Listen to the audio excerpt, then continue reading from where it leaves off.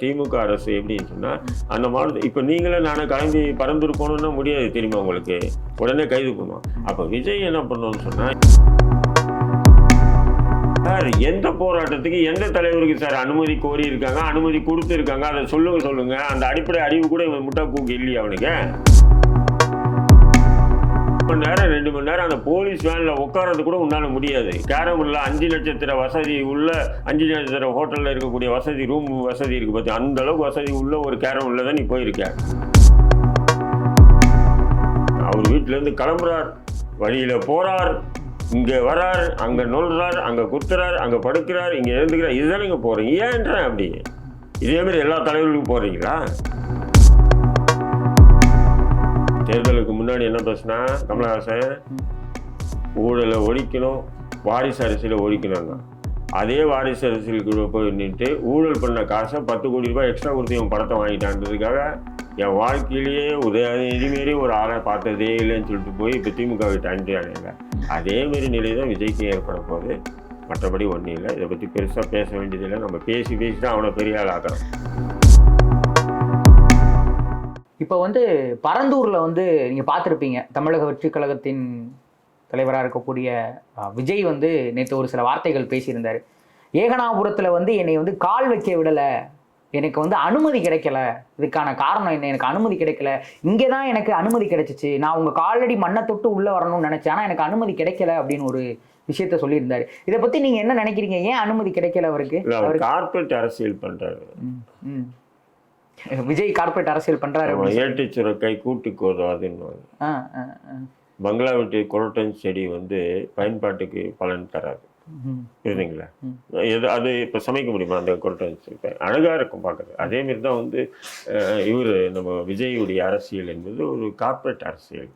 அப்ப இது வெறும் பேச்சாவே போயிருன்றீங்களா? 2026 பிடிப்போம் அத்தனை விஷயங்களை சொல்றாங்க. இல்ல, நான் என்ன சொல்றேன், நீ இந்த பரந்தூர் விமான நிலைய விரிவாக்க விஷயத்துக்கு தொடர்ந்து ஒரு 1.5 வருஷத்துக்கு மேல அந்த விவசாயிகள் போராடிட்டு வராங்க. திமுக திட்டமிட்டு அரச பயங்கரவாதத்தை ஏவி ஒரு ஒடுக்குமுறை பண்றாங்க. அதாவது அந்த விவசாயிகளுக்கு ஆதரவா மற்ற மாவட்ட விவசாயிகள் கூட கலந்து கொள்ள விடாம பண்றாங்க. காரணம் என்ன? ஏன்னு சொன்னா, அது எல்லா மாவட்ட விவசாயிகள் கலந்துக்கிட்டோம்னா அந்த போராட்டம் வீரியம் அடைஞ்சுன்னா நாம அரசுக்கு ஒரு நெருக்குதல் வருன்றதுக்காக விவசாயிகளை பார்த்து திராவிட மாடல் ஆட்சி பயப்படுது. இல்ல அதாவது அதை முடக்கி வச்சிருக்காங்க. அங்க உள்ள யார் யார் நிலம் இருக்காங்களோ அவங்க மட்டும் போராடுங்க, அதை விட்டு மற்றவங்க யாரும் போராடத்தை அந்த கலந்துக்காதீங்க அப்படின்றதுதான் திமுக அரசுடைய திட்டம்.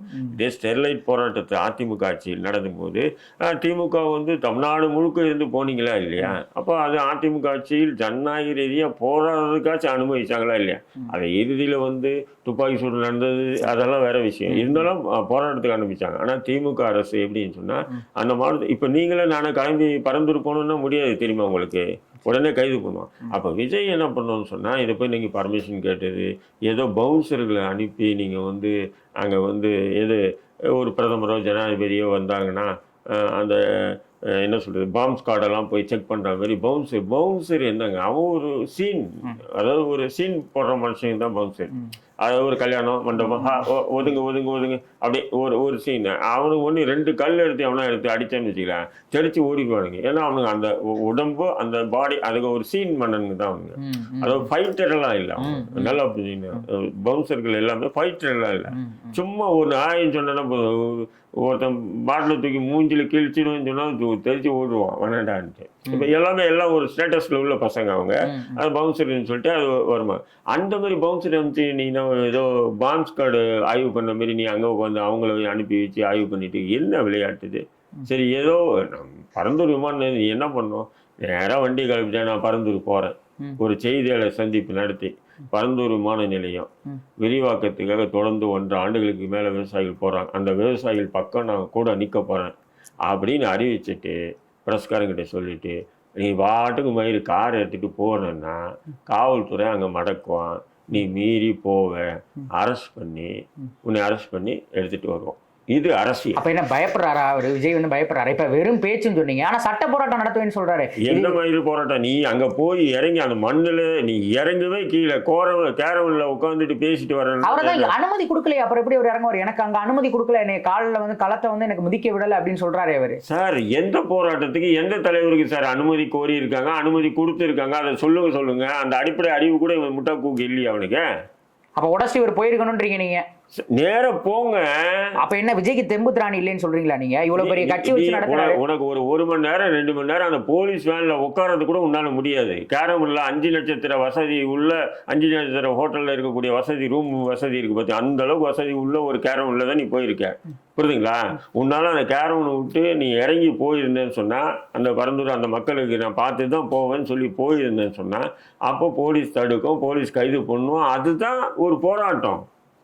நீ செய்தியாளர்களை சந்திக்க மாட்ட, நீ மண்ணிலே இறங்க மாட்ட, பெரும்பாலும் நீ வீட்டில் உட்காந்துக்கிட்டே நீ பெரியார் சிலைக்கு மாலை போட்டுருவ. ஏன் வேற யாரும் எந்த அரசியல் கட்சி தலைவர்கள் இந்த மாதிரி பண்றது இல்லையா? யார் பண்றா? யாருமே பண்றது இல்லைன்னு உங்களுக்கு கேட்கிறேன். இப்ப கேரவேன்லயே வர்றாங்கன்னா இப்ப மத்தவங்க அரசியல் பிரச்சாரம் ஆனானப்பட்ட எம்ஜிஆர் அது மாதிரி அரசியல் பண்ணலீங்க, கேரம் விட்டு இறங்காம பண்ணது இல்லைங்க. குக்கிராமங்கள் எல்லாம் போயிருக்காருங்க அவரு எம்ஜிஆர். ஜெயலலிதா எடுத்துங்க. அப்ப அரசியலோட அடிப்படையே விஜய்க்கு தெரியலன்றீங்க? தெரியும். அப்படி ஒரு பிம்பத்தை உருவாக்குறாங்க. இவர் சாதாரணமான ஆளு இல்ல, வானத்திலிருந்து குதிச்ச ஒரு தேவதூதர் இவரு, இவருக்கு நாங்க மகுடம் சுட்ட போறோம் அப்படின்னு ஒரு கூட்டம் அவரை சுத்தி அலையுது. இப்படி இருந்தாருன்னா அப்ப சரி, இப்ப இறங்கல, நாளைக்கு தேர்தல் நேரத்துல பிரச்சாரத்தை போய் தானே ஆகணும். 234 தொகுதிக்கு போகணுமா இல்லையா? நீ வீட்டில இருந்து பேசிட்டு வீடியோ சோசியல் மீடியாவில் விட்டா அதை பார்த்து உனக்கு ஓட்டு போட்டுருவாங்களா? என்னங்க இது? இப்ப எல்லாமே ஏமாற்று காரியம் சொல்றீங்க. அப்ப விஜய் இப்ப என்னதான் நினைக்கிறீங்க? 2020 சொல்றேன், ஒரு வகையில சந்தோஷம். ஏன்னா இந்த பரந்தூர் விமான நிலைய விஷயம் ரொம்ப நாளாக எந்த அரசியல் கட்சிகளும், ஏன்னா எல்லாமே திமுக கூட்டணியில் இருக்காங்க. கம்யூனிஸ்டுகள் தான் போராடணும், கம்யூனிஸ்ட் கூட்டணி இருக்குது. விடுதலை சிறுத்தை போராடணும், விடுதலை சிறுத்தை கூட்டணி இருக்குது. அப்போ அந்த விவசாயிகளுக்கு ஆதரவாக நின்று போராடுறதுக்கு யாருமே இல்லாமல் இருக்காங்க. இந்த நேரத்தில் ஏன்னு சொன்னால் ஒரு மாஸ் ஹீரோ, ஒரு சினிமா பிரபலம் இல்லையா, இந்த ஆள் போய் அங்கே போய் எங்கேயோ ஒரு 10 கிலோமீட்டருக்கு இந்த பக்கம் நின்றுட்டு கேரமில் நின்று பேசினாலும் இன்னைக்கு ஒரு பேசு பொருள் ஆயிடுச்சு இல்லையா? அந்த ஒரு வகையில் வெறும் பேசு பொருளா விஜய் உங்களுக்கு பேசு பொருளா? அவ்வளோதான். அதாவது இவ்வளவு பெரிய கட்சி நடத்துறாரு, இவ்வளவு தூரம் பண்ணிக்கிட்டு இருக்காரு அப்படின்ற போது அது எப்படி வெறும் பேசு பொருள் அப்படின்றது எப்படி? கட்சி எல்லாம் வீட்டுல உட்காந்து நடத்துறோம் அதுன்றதெல்லாம் கட்சியாங்க? என்னம்மா சொல்ற நீ? திரும்ப திரும்ப கட்சி நடத்துற கட்சி நடத்துறேன்னு இறங்கணுங்க. மக்கள் இன்னொரு செய்தியாளர் ஏன் சந்திக்கல? ஒண்ணு இல்ல, இந்த பிரஸ்காரனுங்க ஒழுங்கா இருந்தாங்கன்னா இது போன்ற நபரை வேலைக்கு வாங்கலாம். இப்ப அன்னைக்கு கவர்னர் மலைக்கு போறான், யார்? விஜய் போறான். செய்தியாளர் சட்டை கூட பண்ணலாம், நேரம் உள்ள போனால் வெளியே வந்தான். நீங்கள் அவனை பற்றி ஒரு செய்தி கூட போடாமல் இருந்தா அடுத்த முறை அவன் என்ன பண்ணுவான்? அடடா தப்பு, நம்ம செய்தி, அதாவது கவர்னரை பார்த்துட்டு நேராக செய்தியாளரை சந்திச்சுட்டு போனாதான் நம்ம செய்தி மக்கள் மத்தியில் போவோம். அப்போ சந்திக்கவே மாட்டாரா விஜய் அப்படின்றீங்களா? சந்திக்கவே மாட்டாரா, அவரால முடியாது அப்படின்னு சொல்லுவீங்களா? இப்போ நீங்கள் என்ன பண்ணுறீங்க?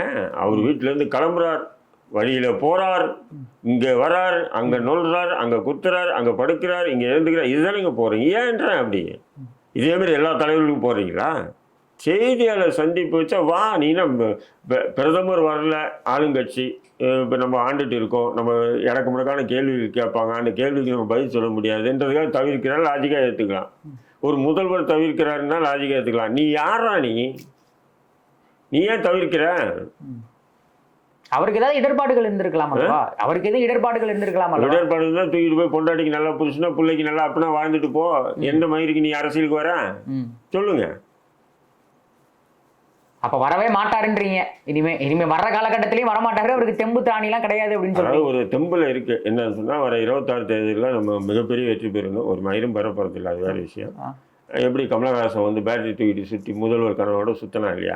கடைசியா திமுக கிட்ட போய் சரணா இல்லையா? ஒரு 10 கோடி ரூபாய் எக்ஸ்ட்ரா கொடுத்து ரெஜெண்ட் அவர் படத்தை வாங்கிட்டான்றதுக்கு எப்படி தேர்தலுக்கு முன்னாடி என்ன பேசுனா கமலஹாசன்?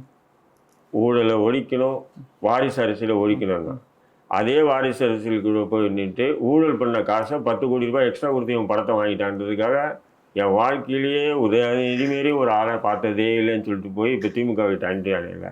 அதேமாரி நிலை தான் விஜய்க்கு ஏற்பட போகுது. மற்றபடி ஒன்றும் இல்லை. இதை பற்றி பெருசாக பேச வேண்டியதில்லை. நம்ம பேசி தான் அவனை பெரிய ஆள் ஆக்கிறோம். 2026 தான் இப்போ களத்தில் இறங்க வராங்க. அப்போ இறங்க மாட்டாருன்றீங்களா? இப்போ இறங்கலை, சரி இறங்கலேன்னு சொல்கிறீங்க. பரந்தூரில் அவர் இறங்கலை, அவருக்கு திராணி இல்லை, தெம்புல இவர் என்ன இவரெல்லாம் ஆள் அப்படின்றீங்க. அப்போ 2026 இறங்க வரா? பிரச்சாரம் பண்ணுறதுக்கு வருவாரா? தெரியல, பார்க்க தானே போகிறோம். இப்போ வெறும் பேச்சாதான் இருக்கும். அதான் பார்க்க தானே போகிறோம். யாரும் ஐடியா கொடுத்துருப்பாங்க, நீங்கள் ஒன்றும் இல்லைங்க, உங்களுக்கு இருக்கிற மாசுக்கு வீட்டில் உட்காந்து வீடியோ ரிலீஸ் பண்ணுங்கள், எனக்கு ஓட்டு போடுங்கன்னு. தமிழக மக்கள் பாருங்கள், எல்லாரும் ஆனா இப்ப கட்டி அரவணைச்சு நிகழ்ச்சி நடத்துறாரு, குழந்தைகளை பாக்குறாரு, சில விஷயங்கள்லாம் பண்றாரு, பொருட்கள் கொடுக்குறாரு, இதெல்லாம் இது எல்லாரும் பண்ண முடியும் அப்படின்றீங்களா? அதாவது அரசியல் என்பது சாதாரணமானது இல்லைங்க. அது ஒரு கரடுமுரடான பாதை. நீ செய்தியாளர் சந்திச்சேன்னு சொன்னா பல கேள்விகள் உங்களை மாரி இளைஞர்கள் வைப்பாங்க. அச்சப்படுறாரு, கேள்விகளுக்கு அச்சப்படுறாரு விஜய். தாவேகா தமிழக வெற்றி அந்த கேள்விகளுக்கு இப்ப சீமானே எடுத்துங்க, ஃபேஸ் பண்றாரா இல்லையா? எவ்வளோ கேள்விகளை ஃபேஸ் பண்றாரு. ஏன் அண்ணாமலை எடுத்துங்க, பிஜேபி தலைவர் ஃபேஸ் பண்றானா இல்லையா?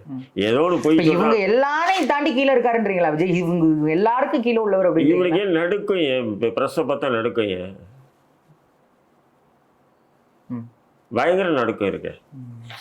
அச்சப்படுறாரு தமிழக வெற்றி கழக தலைவர் விஜய் வந்து அச்சப்படுறாரு. அப்போ நீ உங்ககிட்ட இருக்க பவுன்சர் ஏற்றின, ஆனால் எம்ஜிஆர் விட பவுன்சர் வச்சுட்டு உலாவனாது இல்லைங்க. நீ எப்போ பார்த்தா பவுன்சர் வச்சு சுற்றிட்டே இருக்க. என்ன சினிமாங்க இது? சினிமா இல்லைங்க, இது அரசியலுங்க. நிஜங்க இது. ஏதோ நீ போகிறதுக்காக ரோடு சுத்தம் பண்ணுறதான், மரத்தை வெட்டுறதான். என்னடா நீ? யார் நீ? அமெரிக்கானுடைய பிரதமரா? அவனுக்கு கூட அந்த அளவுக்கு பந்தா இருக்காது.